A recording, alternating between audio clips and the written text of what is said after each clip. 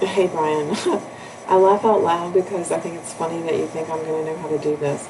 I think you're trying to just write text here. When I just did a test, I was able to do it. So this is what I did. When you go up to edit, um, add an element, and then I just did a quick search for HTML.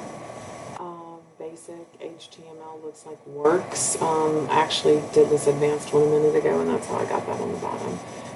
So when I add that element, this is just what you'll need to title it. I think on mine it was announcement, so announcement 2 or 3 or whatever. Um,